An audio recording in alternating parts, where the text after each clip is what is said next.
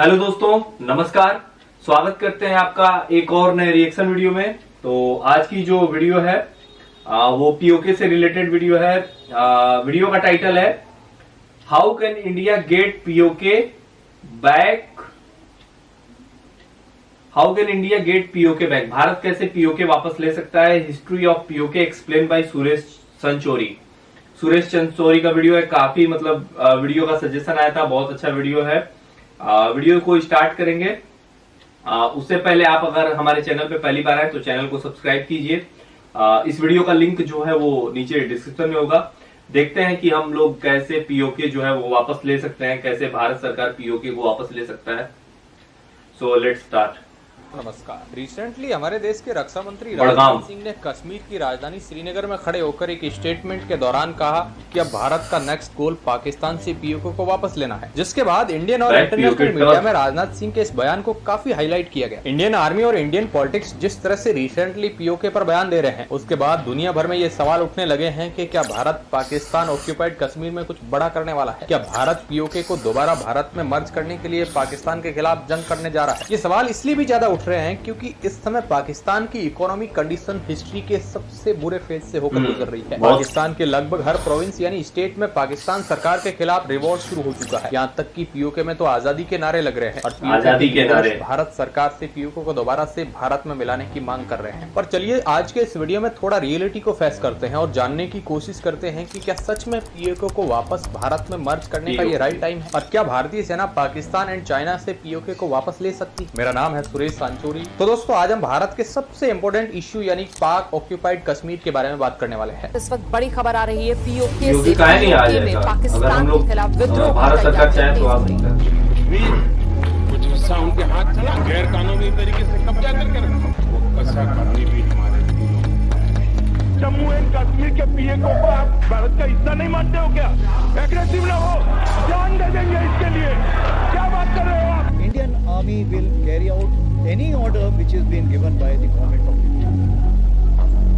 दोस्तों 5 अगस्त 2019 को जो हुआ उसने भारत की जनता और पूरी दुनिया को चौंका दिया, क्योंकि इस दिन भारत सरकार ने प्रेसिडेंट ऑर्डर की मदद से आर्टिकल 370 को हटाया, जिसके बाद जम्मू कश्मीर के स्पेशल होने का दर्जा उससे छीन लिया गया और उससे वो सभी राइट मिले जो भारत के अदर राज्यों को दे रखे थे। जिसके बाद अब तो ये सवाल उठने लगे हैं कि जिस तरह भारत ने जम्मू कश्मीर से आर्टिकल 370 को हटाया है, क्या भारत सरकार उसी तरह पाकिस्तान और चाइना से पीओके भी वापस हासिल कर सकती है। आप सोच रहे होंगे कि सुरेश भाई पीओके तो पाकिस्तान के कंट्रोल में है, तो इसमें चाइना का एंगल कहां से आ गया। तो दोस्तों जब हम कश्मीर की बात करते हैं तो कश्मीर पर अकेले पाकिस्तान का कब्जा नहीं है, बल्कि 1962 की वॉर में कश्मीर का काफी बड़ा हिस्सा चाइना ने भी कब्जा कर लिया था, जिसको बाद में अक्साई चीन कहा गया। इसके अलावा पीओके में भी चाइना का मेजर इन्वेस्टमेंट है। चाइना और पाकिस्तान के बीच बन रहा चाइना पाकिस्तान इकोनॉमिक कॉरिडोर भी पीओके से ही होकर गुजरता है, जो चाइना को सीधा पाकिस्तान के ग्वादर पोर्ट से जोड़ता है। वो बात अलग है कि ये ग्वादर पोर्ट भी आज के समय चाइना के कंट्रोल में ही है, पर यहाँ पर सबसे ज्यादा ध्यान देने वाली बात यह है कि इस तरह चाइना पाकिस्तान द्वारा कब्जा किए गए कश्मीर में रोड बनाकर सीधा पूरे पाकिस्तान करते हुए इंडियन ओशन में एंटर कर जाता है, जो भारत की सिक्योरिटी के लिए एक बहुत बड़ा खतरा है। और अगर फ्यूचर में चाइना और इंडिया या फिर पाकिस्तान और इंडिया के बीच कोई जंग हुई तो इन दोनों देशों द्वारा कंट्रोल किया जा रहा कश्मीर का हिस्सा भारत के अगेंस्ट बड़े पैमाने पर प्रयोग किया जा सकता है। कहने का मतलब यह है कि अगर हमें पीओके और अक्साई चीन वापस से भारत में ऐड करना है तो हमें इन दोनों देशों से जंग लड़नी पड़ेगी, चाइना और पाकिस्तान दोनों से। चलिए इस पर नजर डालते हैं कि आखिर पाकिस्तान और चाइना के पास जम्मू कश्मीर का कितना हिस्सा मौजूद है। जम्मू एंड कश्मीर का total area 2.22 lakh square kilometre है, जिसके 30% यानी 78,104 स्क्वायर किलोमीटर एरिया पर पाकिस्तान का कंट्रोल है और इसे ही हम पीओके यानी पाक ऑक्यूपाइड कश्मीर कहते हैं। इसके अलावा 1962 में चाइना ने भी कश्मीर का करीब 10% हिस्सा यानी 37,555 स्क्वायर किलोमीटर पर कब्जा किया था, जिसे आज हम अक्साई चीन कहते हैं। और जम्मू कश्मीर का केवल 60% हिस्सा ही भारत के कंट्रोल में है। पाकिस्तान ने जिस कश्मीर के हिस्से पर कब्जा किया हुआ है उसने उसे 2 भागों में डिवाइड किया हुआ है, जिसमें से एक पार्ट को पाकिस्तान आजाद कश्मीर कहता है और दूसरे पार्ट को गिलगित बाल्टिस्तान कहता है। पाकिस्तान जिसे आजाद कश्मीर कहता है उसमें करीब 10 डिस्ट्रिक्ट है, जिनमें मुजफ्फराबाद यहाँ का कैपिटल है। इसके अलावा गिलगित बाल्टिस्तान में भी 10 डिस्ट्रिक्ट है, लेकिन गिलगित बाल्टिस्तान की सबसे खास बात यह है कि ये दुनिया के कुछ ऐसे इलाकों में से एक है जहाँ सबसे ज्यादा ऊंचे पहाड़ और बहुत से वैल्यूएबल रिसोर्सेज मौजूद है, जिसमें सोने हीरे से लेकर कई रेयर अर्थ मेटल्स की खदानें होने की बात कही जाती है। जिन पर आज के समय ज्यादातर चाइना का कंट्रोल है। History of PoK, how Pakistan captured Kashmir. 1947 में जब ब्रिटिश गवर्नमेंट द्वारा भारत का पार्टीशन किया गया था तो उस समय भारत में कुछ प्रिंसली स्टेट को ब्रिटिश सरकार द्वारा ये अधिकार दिया गया कि वे भारत या पाकिस्तान में से किसी भी देश के साथ जाना चूज कर सकते हैं या फिर वह चाहे तो खुद एक इंडिपेंडेंट कंट्री भी बन सकते हैं। पर थैंक्स टू सरदार वल्लभ भाई पटेल ज्यादातर मेजर स्टेट्स ने भारत के साथ जुड़ने का फैसला किया और जो नहीं मिले उन्हें फोर्सली मिला लिया गया। इस दौरान जम्मू कश्मीर में भी एक कंफ्यूजन का माहौल था कि वह पाकिस्तान के साथ जाए या भारत के साथ। लेकिन इसी टाइम 21 अक्टूबर 1947 में पाकिस्तान ने जम्मू कश्मीर पर अटैक कर दिया। इस समय तक पाकिस्तान जम्मू कश्मीर का 50% लैंड एरिया कैप्चर कर चुका था। तभी राजा हरि सिंह ने डिप्टी प्राइम मिनिस्टर और home minister of India Sardar Vallabh भाई पटेल से हेल्प मांगी, जहां सरदार वल्लभ भाई पटेल ने राजा हरि सिंह के सामने एक कंडीशन रखी कि जब तक वह जम्मू कश्मीर को भारत का हिस्सा नहीं बनाएंगे तब तक भारत जम्मू कश्मीर में कोई भी मिलिट्री एक्शन नहीं लेगा। जिसके बाद राजा हरि सिंह ने भारत के साथ 26 अक्टूबर 1947 को एग्रीमेंट साइन करके कश्मीर को भारत की टेरिटरी बना दिया। इस एग्रीमेंट के बाद जम्मू कश्मीर भारत का हिस्सा बन गया और भारत ने तुरंत अपनी सेना जम्मू कश्मीर में उतार दी, जहां इंडिया ने बुरी तरह पाकिस्तानी आर्मी को हरा दिया और भारतीय सेना तेजी से पाकिस्तानी सेना को कश्मीर में पीछे की ओर धकेलने लगी। लेकिन तभी Pakistan United nation security council में पहुंच गया, जहां पाकिस्तान को अमेरिका का सपोर्ट मिला और भारत को जम्मू कश्मीर में वॉर रोकने के आदेश दिए गए। वेल, जो भी हो, भारत ने सिक्योरिटी काउंसिल की बात को मानते हुए जम्मू कश्मीर में सीज फायर का ऐलान कर दिया, जिसके बाद यूनाइटेड नेशन द्वारा एक रेजोल्यूशन पास किया गया जिसे रेजोल्यूशन 47 नाम दिया गया, जिसमें 3 मेजर पॉइंट्स थे।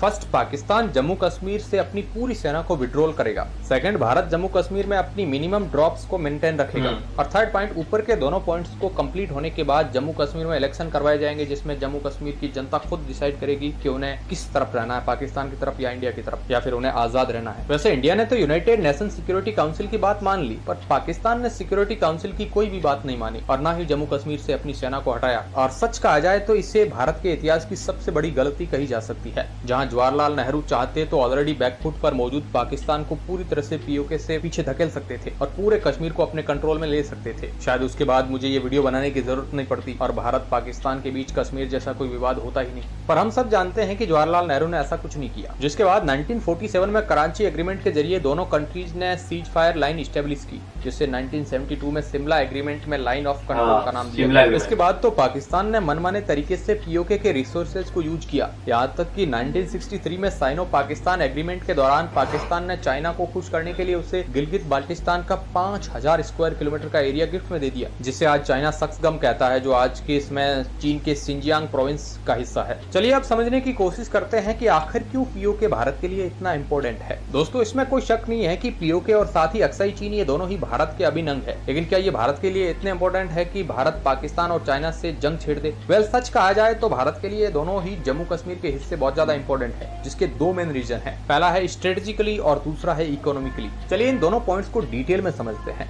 तो पीओके आज कई देशों के साथ बॉर्डर शेयर करता है, जिसमें वेस्ट में पाकिस्तान और नॉर्थ में अफगानिस्तान और चाइना है। इसके अलावा चाइना का बेल्ट एंड रोड इनिशिएटिव के तहत चाइना ने पीओके में हैवी इन्वेस्टमेंट की है। चाइना पाकिस्तान के बीच बना रहा चाइना पाकिस्तान इकोनॉमिक कॉरिडोर भी यहीं से होकर गुजरता है, जो कि भारत की संप्रभुता पर सवाल उठाता है और ये इंडिया की सिक्योरिटी के लिए भी खतरा है। इसके अलावा हाईएस्ट माउंटेन रेंज होने के कारण ये एरिया पाकिस्तान और चाइना दोनों के लिए भारत के खिलाफ स्ट्रेटेजिकली वॉर में यूज किया जा सकता है। अब बारी आती है सेकंड पॉइंट कि आखिर इकोनॉमिकली पीओके इंडिया के लिए इंपॉर्टेंट क्यों है। वैसे तो आज के समय में भारत इकोनॉमिकली दुनिया में काफी अच्छा कर रहा है, भारत की इकोनॉमी भी काफी तेजी से ग्रो कर रही है। पर क्या आपने कभी सोचा है कि अगर 1947 में जम्मू एंड कश्मीर पूरी तरह भारत का हिस्सा बन चुका होता और आज कश्मीर पर पाकिस्तान या चाइना का कंट्रोल ना होता तो भारत आज के समय कितना ताकतवर होता? ये सोचने की जरूरत नहीं है, मैं आपको बताता हूँ। अगर जम्मू कश्मीर भारत के दूसरे राज्यों की तरह 1947 में पूरी तरह भारत का हिस्सा बन चुका होता तो शायद आज भारत चाइना जितना पावरफुल होता या फिर उससे भी ज्यादा। और इसके 2 मेन रीजन है। पहला रीजन ये है कि पाकिस्तान ऑक्यूपाइड कश्मीर के गिलगित बाल्टिस्तान वाले हिस्से में दुनिया के सबसे बड़े वैल्यूएबल रिसोर्सेज के रिजर्व मौजूद है, जिनमें गोल्ड, कोल, गैस,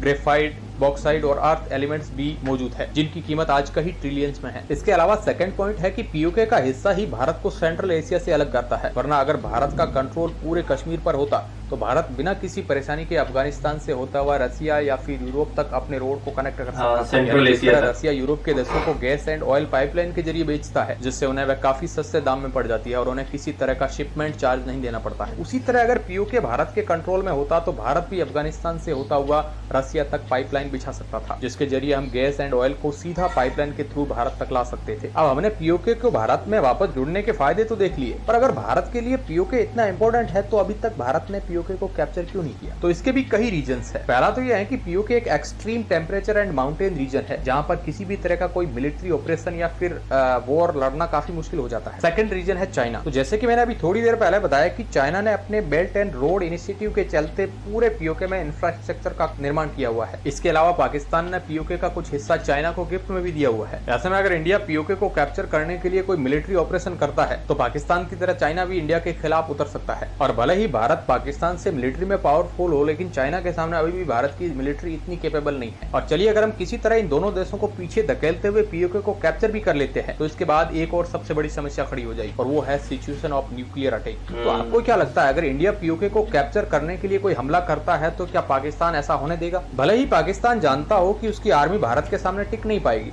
पर पाकिस्तान के पास उसके बाद भी काउंटर अटैक का एक ऐसा ऑप्शन है जो भारत को अपने इस प्लान पर काम करने से पहले 10 बार सोचने के लिए मजबूर कर सकता है। वैसे आप सोच रहे होंगे कि सुरेश भाई, जब पाकिस्तान भारत पर कोई न्यूक्लियर अटैक करेगा तो भारत तो पूरे पाकिस्तान को ही डिस्ट्रॉय कर देगा। अगर पाकिस्तान ये जानता है तो क्या फिर भी पाकिस्तान भारत पर न्यूक्लियर अटैक करने की कोशिश करेगा? तो सिंपल सा जवाब है हाँ, ये पॉसिबल है। और इसका एक सबसे अच्छा एग्जाम्पल हमें रिसेंटली देखने को मिला, जहाँ अमेरिका के former defence minister Mike Pompeo ने अपनी एक बुक में लिखा कि जब भारत ने 2019 में पाकिस्तान पर बालाकोट स्ट्राइक की थी तो उस दौरान पाकिस्तान ने भारत पर न्यूक्लियर अटैक करने का प्लान बना लिया था और पाकिस्तान भारत के शहरों पर न्यूक्लियर अटैक करने ही वाला था, लेकिन उस समय अमेरिका ने इस पूरे मामले में इंटरफेयर किया और भारत और पाकिस्तान के बीच न्यूक्लियर टेंशन को खत्म किया। ये तो अमेरिका की साजिश है भाई। पीओके पर स्ट्राइक के बाद ही पाकिस्तान न्यूक्लियर अटैक के बारे में सोचने लगा था। तो अगर भारत ने अपनी सेना के जरिए पूरे पीओके को कैप्चर कर लिया तो पाकिस्तान किस हद तक जा सकता है। और शायद यही रीजन है कि पाकिस्तान से कई गुना मिलिट्री और इकोनॉमिकली पावरफुल होने के बावजूद भी भारत पाकिस्तान पर हमला करके पीओके को कैप्चर नहीं कर रहा है। पर क्या इसका मतलब यह है कि भारत कभी पीओके को वापस नहीं ले पाएगा?